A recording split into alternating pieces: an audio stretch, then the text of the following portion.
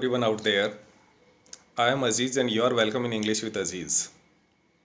Before we go ahead, I suggest you to follow my Facebook page and subscribe to my YouTube channel.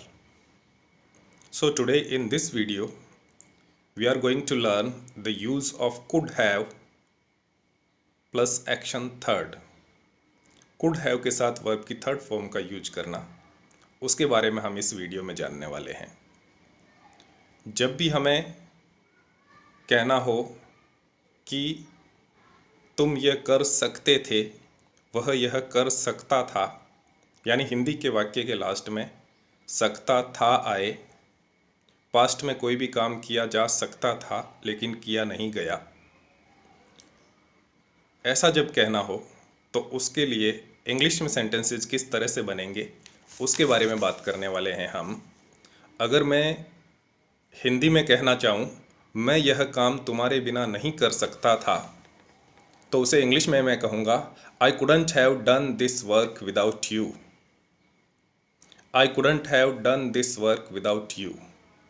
या मैं हिंदी में कहना चाहूँ वह जिस कॉलेज में भी जाना चाहती थी जा सकती थी, तो मैं इंग्लिश में कहूँगा she could have gone to any college she wanted to. She could have gone to any college she wanted to.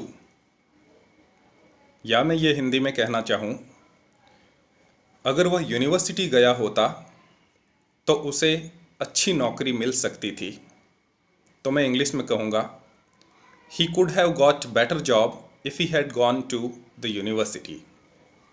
He could have got better job if he had gone to the university. या फिर हिंदी में वाक्य इस तरह से हो वह gold medal जीत सकती थी यदि वह रेस के दौरान गिरी नहीं होती, तो हम इंग्लिश में इस तरह से कहेंगे she could have won the gold medal if she hadn't fallen while running the race. She could have won the gold medal if she hadn't fallen while running the race. या could have plus verb की third form का use और किस तरह से किया जा सकता है कि अगर मैं हिंदी में कहूँ मैं देर तक जाग सकता था लेकिन मैंने जल्दी सोने का निर्णय लिया,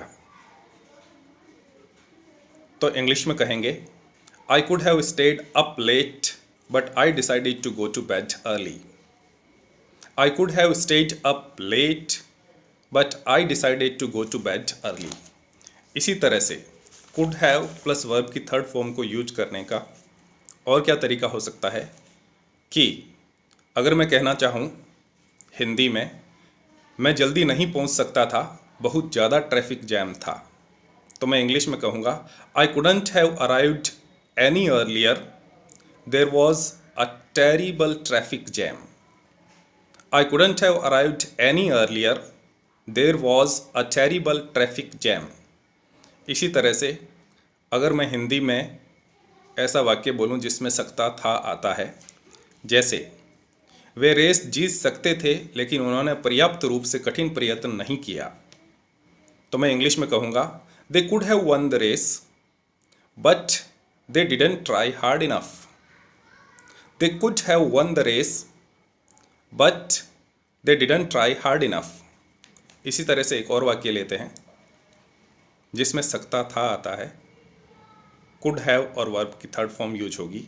वह किताब खरीद सकती थी लेकिन खरीदने के बजाय उसने किताब लाइब्रेरी से बोरो की, तो इंग्लिश में कहेंगे she could have bought the book but she borrowed it from the library instead. She could have bought the book but she borrowed it from the library instead.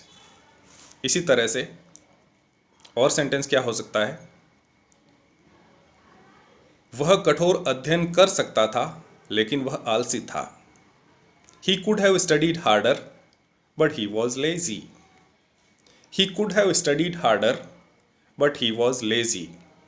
इसी तरह से एक और सेंटेंस लेते हैं हम, उसने गहन अध्ययन किया होता तो भी वह एग्ज़ाम पास नहीं कर सकता था, यह वास्तव में बहुत कठिन एग्ज़ाम था, तो हम इंग्लिश में कहेंगे he couldn't have passed the exam even if he had studied harder. It was really difficult exam.